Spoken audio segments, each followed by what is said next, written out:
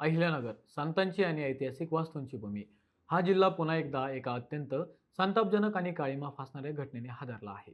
शहरातील गजबजलेला बालिकाश्रम रस्ता, नावामध्ये जिथे मुलींच्या आश्रयाचा आणि सुरक्षेचा उल्लेख आहे, त्याच रस्त्यावर एका 15 वर्षांच्या अल्पवयीन मुलीची अब्रू लुटली जाते. एवढंच नाही, तर जेव्हा तिचं कुटुंब न्यायासाठी पोलिसांकडे निघतं, तेव्हा नराधम आणि त्यांचे साथीदार त्यांच्यावर थेट दगडफेक करतात. मुलीच्या डोक्यात वीट घालून तिला गंभीर जखमी करतात. कायदा आणि सुव्यवस्थेचा धाक संपलाय का?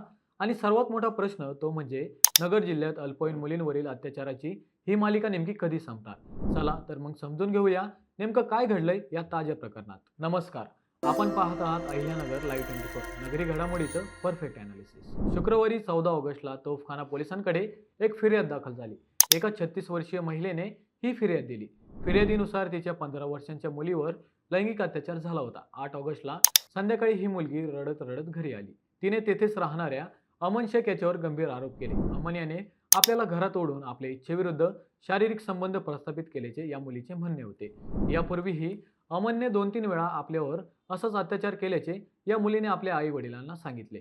याबाबत कुणाला काही सांगितल्यास तुला व तुझ्या आई वडिलांना व भावाला मारून टाकण्याची धमकी देत अमनने आपल्यावर वारंवार अत्याचार केलाय, असं या मुलीनं आईला सांगितल्याचं फिर्यादीत म्हटलंय. हे वारंवार होऊनही केवळ घरच्यांना मारून टाकण्याच्या धमकीमुळे या मुलीने हा अत्याचार आतापर्यंत सहन केला.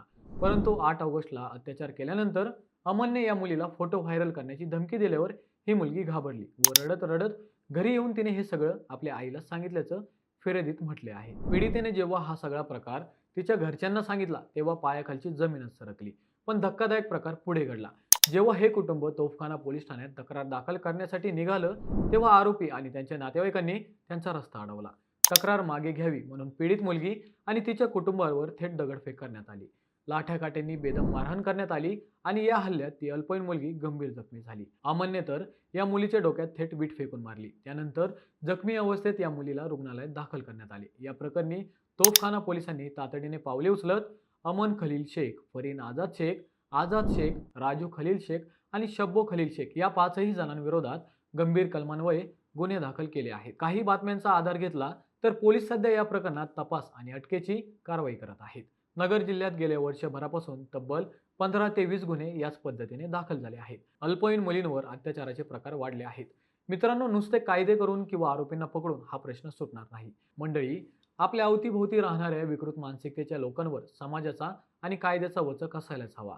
बालिकाश्रम रस्त्यावरील नराधमांना पोलिसांनी लवकरात लवकर कठोर शिक्षा मिळवून दिली पाहिजे, जेणेकरून पुन्हा कोणाची अशी हिंमत होणार नाही. एक समाज म्हणून आपण काय करू शकतो? आपल्या मुलांना सुरक्षित वातावरण देणे, कोणत्याही संशयास्पद हालचालींवर लक्ष ठेवणे आणि पीडित कुटुंबाला वाईट न टाकता त्यांना खंबीर पाठिंबा देणे ही आपली जबाबदारी आहे. तुम्हाला काय वाटते? अशा नराधमांना थेट फाशीची शिक्षा दिली पाहिजे का, की जलदगती न्यायालयात महिनाभरात निकाल लागला पाहिजे? तुमच्या प्रतिक्रिया खाली कमेंट बॉक्समध्ये नक्की कळवा. हा व्हिडिओ जास्तीत जास्त शेअर करा, जेणेकरून महिला आणि मुलींच्या सुरक्षेचा हा आवाज प्रशासनापर्यंत पोहोचेल. पुन्हा भेटूया नव्या विषयावर. तोपर्यंत धन्यवाद.